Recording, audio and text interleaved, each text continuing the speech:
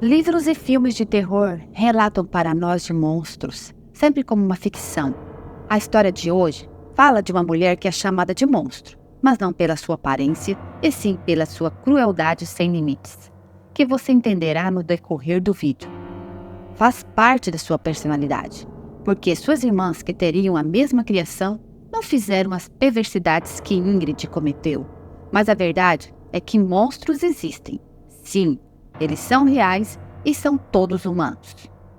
Olá pessoal, sejam bem-vindos. Eu sou Marisa e apresento mais um vídeo do canal O Mal de Cada Um.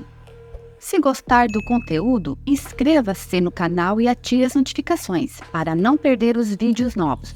Deixe seu like se puder, agora no começo do vídeo para você não esquecer. Isso ajuda muito o canal. Agora vamos à história.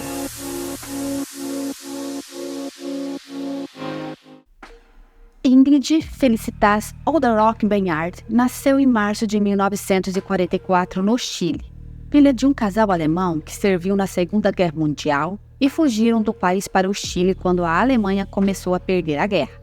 No Chile, o pai de Ingrid logo conseguiu um emprego.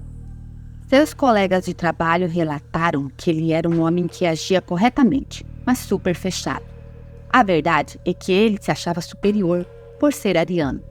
Via todos os chilenos como uma raça inferior, então recusou a se misturar. O casal tinha 3 filhas, Hannah-Lori, Karen e a caçula Ingrid, que foram educadas rigorosamente em casa pelos pais. Tudo para evitar que as meninas se misturassem com os chilenos. Foram proibidas de falar com as outras crianças nativas do país e foram ensinadas a falar alemão. Seus pais acreditavam que em breve voltariam à sua terra natal. Então, tudo que as meninas sabiam sobre o mundo saíram da boca dos pais. A elas foram ensinadas as matérias do currículo escolar, mas quando a disciplina era história ou mesmo sobre a realidade, sempre foi muito distorcida. As meninas sempre ouviram que a raça ariana era superior e que a Alemanha no período nazista era perfeita. A verdade é que as meninas passaram por uma verdadeira lavagem cerebral. Hannah e Karen, apesar de ser obedientes, tinham suas próprias percepções da vida e não concordavam com o que o pai falava. Ingrid era uma cópia fiel do seu pai, racista e arrogante, e ela acreditava em absolutamente tudo o que o pai dizia, apesar de ter nascido e crescido no Chile. Ingrid foi uma nazi assumida e orgulhosa. As meninas mais velhas, quando atingiu a maioridade, resolveram ser livres daquele regime ditatorial que viviam em casa. Então, elas foram embora. A partir dali, elas começaram a ter uma vida mais normal no Chile. Ingrid nunca entendeu suas irmãs e achava que elas eram traidoras. Na ausência das irmãs, ela ficou mais próxima ao pai. Ao completar 15 anos, ele morreu, deixando Ingrid e sua mãe sozinhas. A menina entrou em depressão profunda. Tinha perdido seu ídolo. As irmãs mais velhas souberam da morte do pai e do estado da sua irmã. Elas voltaram para casa para poder enterrar seu pai. O desejo do patriarca era ser enterrado na Alemanha. Para ele, era inconcebível que seu corpo ficasse naquele mesmo país. Mesmo enterrado no Chile, a cerimônia do enterro foi bem estilo alemão, fazendo referências ultrapatriotas. A herança deixada para a família seria dividida entre as 3 irmãs. Apenas Ingrid não concordou nada com tudo isso, porque para ela, as irmãs não mereciam, desde que partiram de casa e discordaram da filosofia de vida de seu pai. Hannah então decidiu abrir mão da sua parte, mas Karen não. E isso despertou a ira da jovem Ingrid, que começou a traçar um plano sinistro. Ela decidiu aprender espanhol para que pudesse fazer amigos no país. Quando já conseguia se comunicar na língua nativa, Ingrid começou a seduzir homens para que eles pudessem ajudá-la com seu plano, tudo em troca de favores sexuais.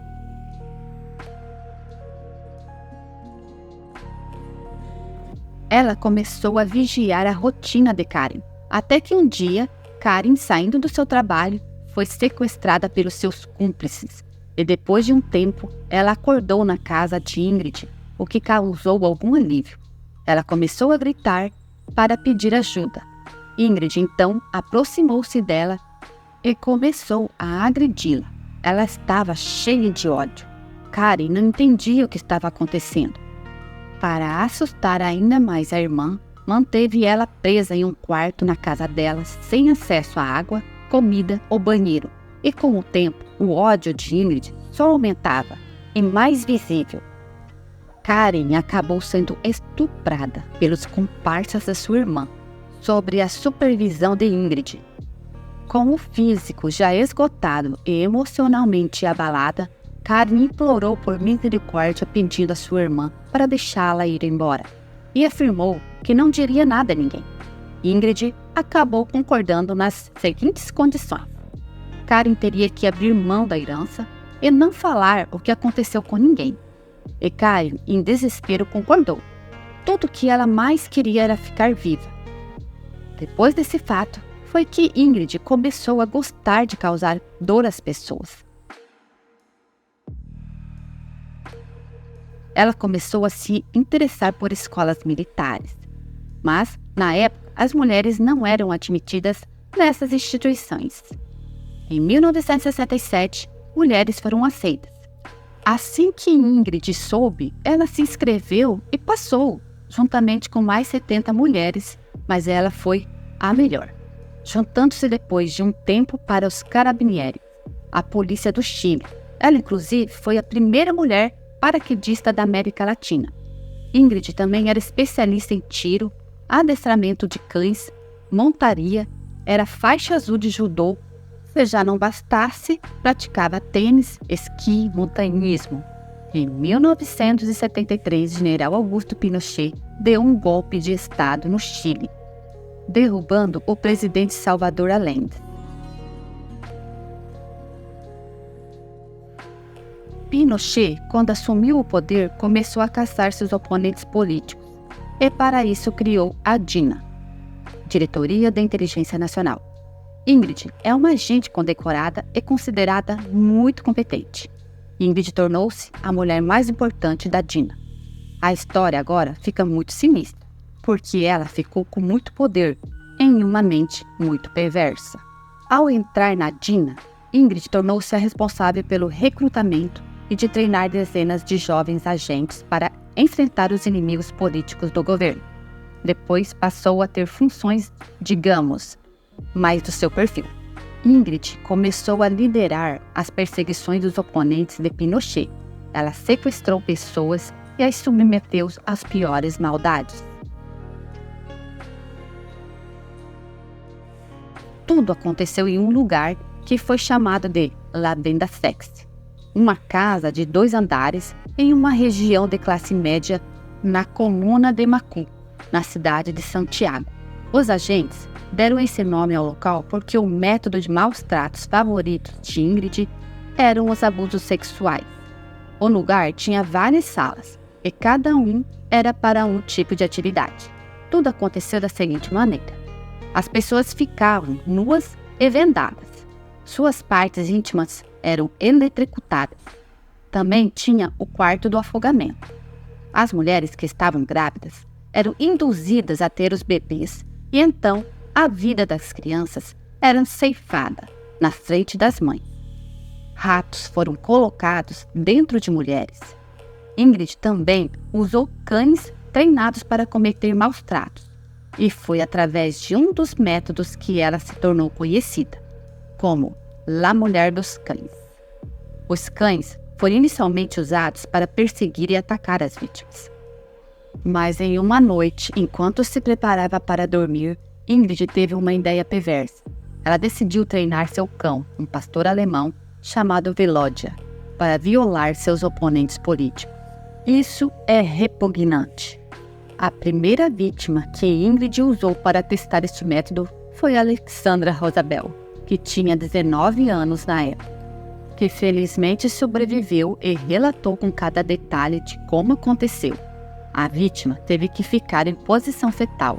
O cão ia até a pessoa e executava o comando de Ingrid. Foi tudo assistido pelas outras pessoas sequestradas, que ficavam ao redor e foram forçadas a olhar. Se um deles colocar a mão sobre os olhos ou fechar os olhos, seria o próximo da fila. enquanto os outros agentes seguravam a vítima para ficar na posição para facilitar o ato. Mais um detalhe, para você não pensar que eram considerados adversários políticos apenas aqueles que eram contra o governo. Na verdade, é que todo mundo que se negava a ajudar o governo de alguma forma, como não querer se alistar ou mesmo só não estar interessado em política, eram considerados inimigos do Estado e podia ser sequestrado e passar por todas essas atrocidades. Há relatos também que até crianças eram colocadas naquele lugar e passavam pelo mesmo processo que os adultos passavam. Os superiores de Ingrid ficaram muito satisfeitos com seus resultados. Assim, em 1981, quando ela já estava se sentindo cansada, pediu para se aposentar e teve seu pedido negado, porque, segundo seu comando, ela tinha um talento muito grande e faria falta no governo. Então, Ingrid continuou servindo ao governo. Mas um dia, saindo de sua casa a caminho do quartel, a mulher foi surpreendida por 2 homens que atirou nela. Um tiro acertou o estômago e o outro na cabeça. Mas o monstro estava com sorte. Ingrid sobreviveu. No entanto, um médico relatou que ela teria sequelas e teria que se aposentar de verdade. Membros da oposição, o MIR, foram acusados do ataque. Porém, Ingrid sempre afirmou que foi planejado pelo próprio serviço de inteligência, que eles estavam tentando puni-la por sua suposta tentativa de deserção. Com a aposentadoria de Ingrid, as pessoas começaram a sentir menos medo da Dina. As regras até afrouxaram. Alguns prisioneiros conseguiram escapar, o que era impossível anteriormente.